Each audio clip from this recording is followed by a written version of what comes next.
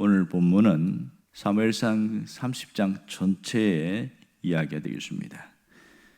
오늘 다윗이 사울을 피해서 가드왕 아기스에게 잠시 피신했을 때에 있었던 일입니다. 당시 다윗에게는 600명의 군사들이 있었는데 그들이 모두가 투항을 한 셈이 되겠지요.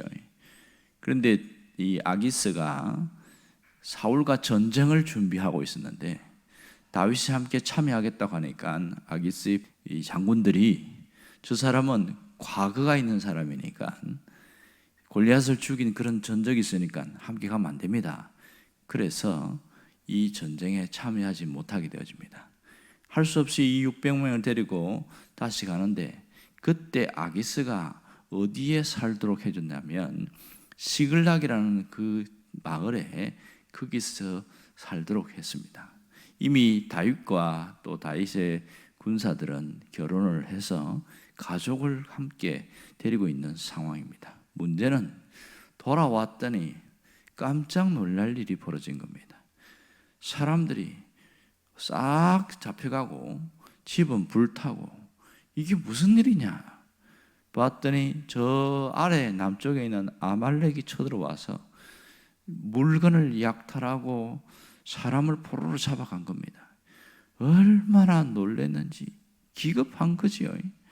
여기서 울고 원망하고 분노하고 낙담하고 이런 일이 생긴 거예요. 다 잡혀갔으니까요. 그럴 때 사람들 중에 몇 사람들이 선동해서 이 일이 다윗 때문이다, 다윗을 죽이자, 뭐 이런 일이 일어난 거예요. 참 군사들 중에 못된 사람이 참 많아요. 보면 그렇게 하면서 이 거꾸로 된 겁니다. 지금까지 다윗이 그 억울하고 원통한 자들이 왔을 때 그들을 먹여주고 재워주고 그 다윗이 리더자가 있는데 다윗을 향해서 이렇게 분노를 표출하는 것 자체가 굉장히 어리석은 행동이죠. 그리고 이 다윗은 자신도 피해자입니다. 자기 가족도 다 잡혀갔어요. 이게 문제인데 그렇게 다윗을 향하여 돌을 던진다고 해결이 될 일도 아닌데 이들의 모습은 참 기가 찹니다. 그리고 다윗을 죽인다고 가족이 돌아오기를 합니까? 말도 안 되는 일이죠.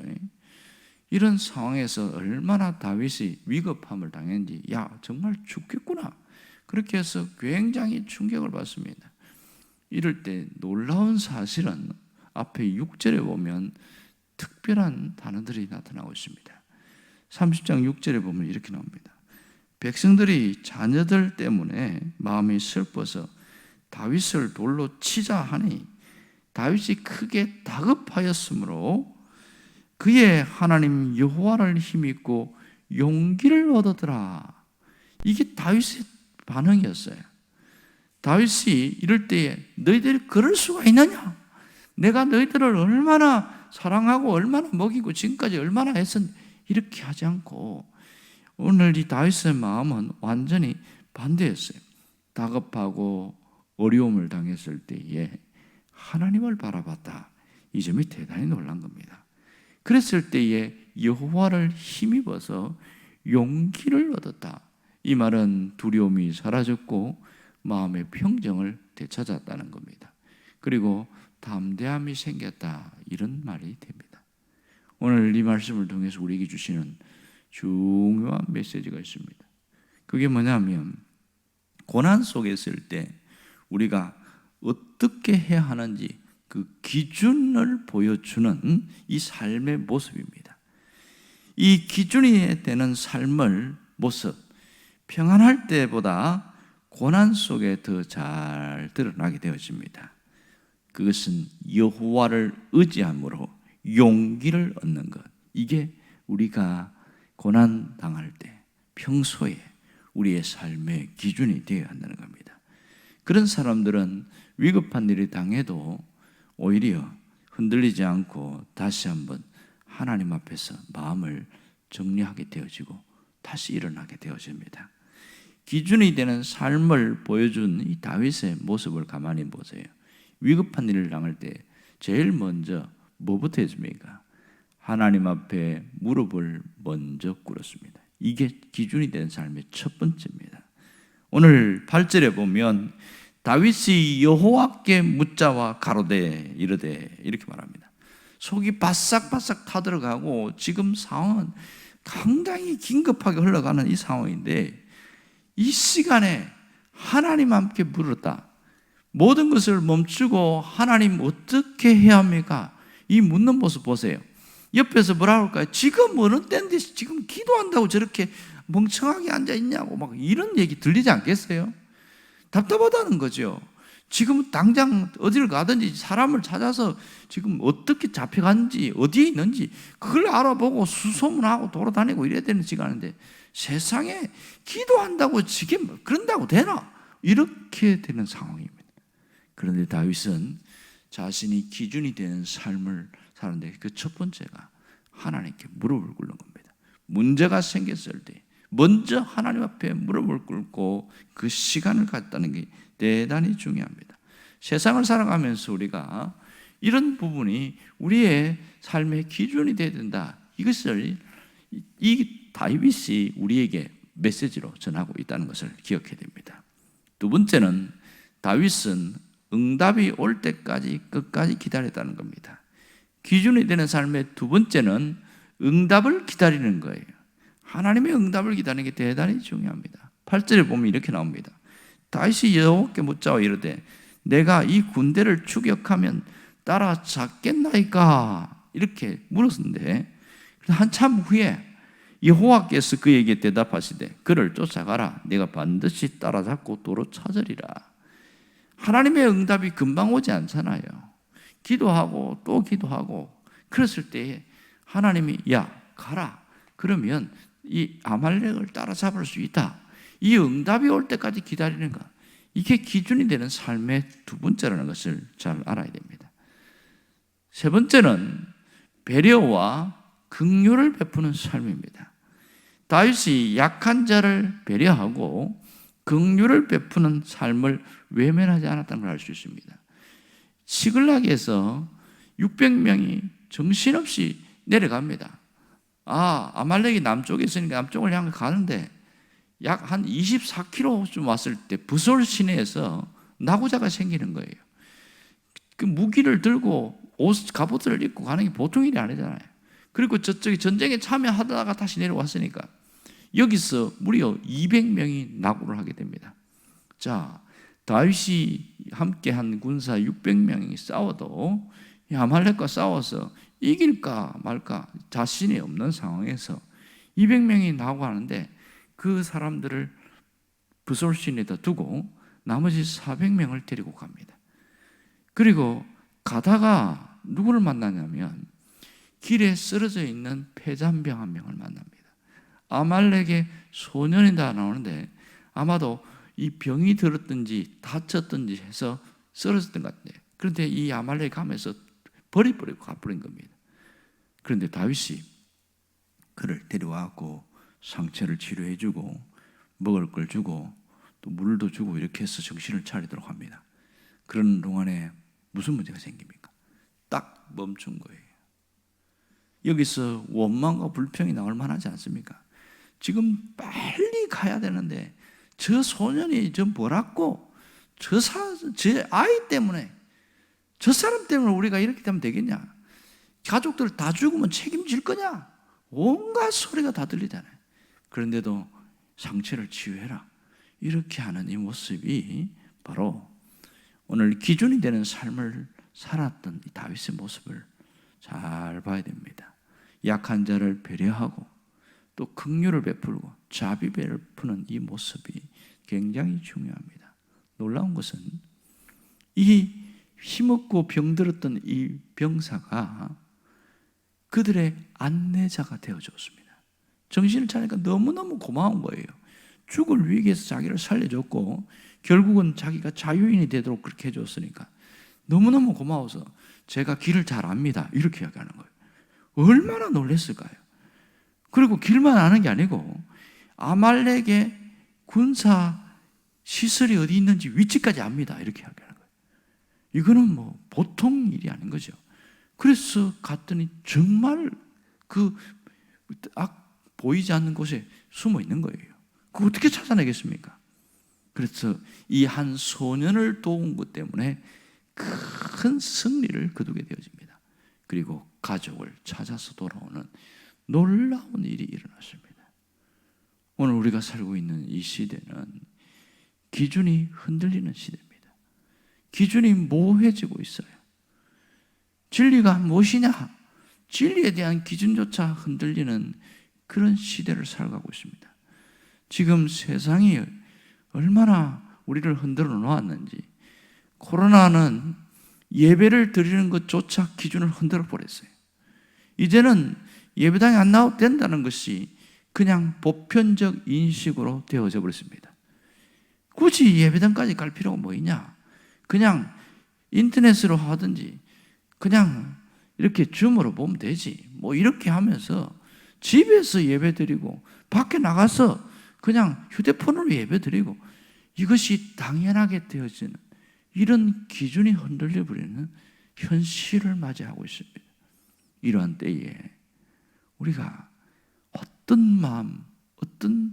마음가짐으로 신앙생활을 해야 되냐는 거예요. 내가 기준을 분명히 할 줄 알아야 합니다. 기준이 되는 삶, 기준을 보여주는 삶을 살아가는 겁니다. 신앙생활의 기준을 보여주고 세상을 살 때의 기준을 보여주는 것이 대단히 중요합니다. 이 세상에서 내가 기준이 되는 삶을 살아가는 것, 이게 얼마나 귀한 일인지 모릅니다. 정말 하나님은 기준이 되는 삶을 살아가는 그 한 사람을 찾고 있다는 사실을 우리가 기억할 수 있기를 바랍니다. 이게 기준입니다. 신앙생활은 이게 기준입니다. 이렇게 외칠 수 있는 사람을 하나님은 찾고 계십니다. 교회에서도 이 교회가 계속 세상에서는 아주 온갖 비난을 하지만 이것이 교회가 교회다운 기준입니다. 이렇게 외칠 수 있어야 되고, 성도가 성도다운 모습은 이겁니다고 외칠 수 있는 것, 이게 기준이 되는 모습이겠지요. 하나님은 지금도 이런 사람을 찾고 이런 사람을 통하여 하나님의 일을 하신다는 사실을 잊지 않기를 원합니다. 다윗을 통해서 보여준 기준이 되는 삶이 무엇입니까? 먼저 하나님 앞에 무릎을 꿇는 것이 첫 번째 기준입니다. 먼저 하나님께 무릎을 꿇는 그 시간을 갖는 것, 평안한 때나 어려운 때나 변함없이 하나님 앞에 무릎을 꿇는 그것이 기준이 되는 것이 놀라운 일이지요. 그렇다면 여러분들은 정말 기준이 되는 삶에 먼저 중심에 있다는 것을 스스로 인식하고 내가 잘하고 있구나, 그렇게 스스로에게 인정해 주길 바랍니다. 또 하나는 이렇게 하나님 앞에 무릎 꿇는 것만 아니라 응답이 올 때까지 기다릴 줄 알아야 됩니다. 이게 두 번째 신앙적 기준입니다. 응답이 올 때까지. 이 점이 대단히 중요한 것이죠. 내 생각대로 신앙생활하는 것이 아니고 내 생각대로 그렇게 결정하는 것이 아니라 하나님의 응답이 올 때까지 끝까지 기다리고 그 응답을 받고 움직이는 것, 이것이 두 번째 기준입니다. 세 번째 기준은 삶을 어떻게 살아갈 것이냐, 배려하고 긍휼과 자비를 베푸는 그 삶이 바로 세 번째 기준입니다. 오늘 이 다윗의 모습 보세요. 별것 아닌 같은 이 애굽 소년 하나를 건져서 그렇게 보살피고 했더니 그가 이 결정적으로 다윗의 모든 가족을 구출하는데 큰 일을 하게 되어집니다. 하나님은 누구를 통해서 일할 줄 모릅니다. 하나님은 어떤 사람을 통해서 나를 돕게 할 줄 모릅니다. 그러므로 우리가 약한 자를 배려하고 또 긍휼과 자비를 베푸는 삶은 하나님이 앞으로 우리의 삶을 열어갈 때에 하나님께서 그걸 통해서 일할 수 있는 준비를 하게 하는 거라는 걸 알아야 됩니다. 하나님은 이런 일을 통해서 일하십니다. 놀라운 것은 이런 기준이 되는 삶을 살아갈 때에 짜릿한 역전성을 거두게 하신다는 사실입니다. 우리 인생에 짜릿한 역전성의 인생이 있을 수 있습니다. 그것이 기준이 되는 삶을 살아갈 때 해주시는 하나님의 축복입니다. 여러분, 이 다윗과 이 다윗의 함께한 가족들을 구출하는 장면을 가만히 보세요. 오늘 여기 보면 한 소년에게 도움을 줬더니 그가 결정적인 역할을 하도록 하나님이 그 이 한 소년을 통해서 일하게 했다는 겁니다. 만일 반대로 생각해 봅시다. 아이고 병들고 쓰러져 있는 거, 저 애굽 소년 저 뭐냐 하고 지나쳐 버렸다면 엄청 고생했을 거예요.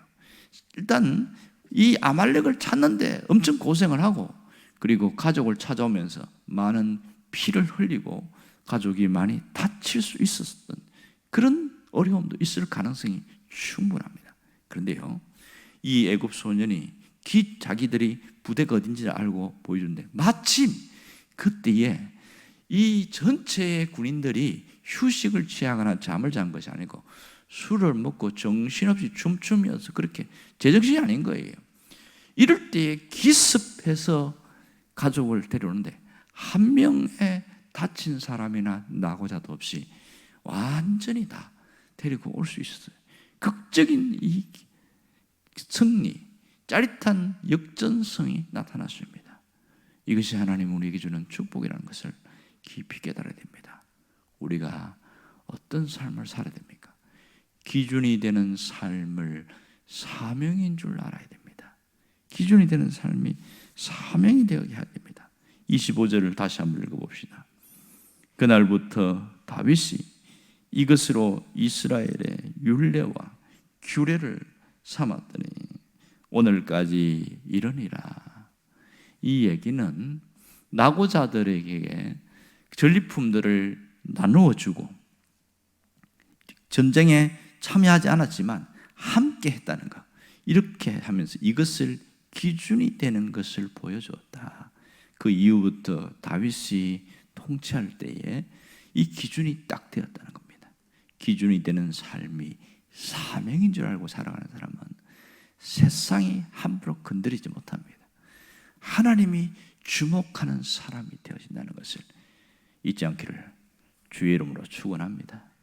기도하겠습니다.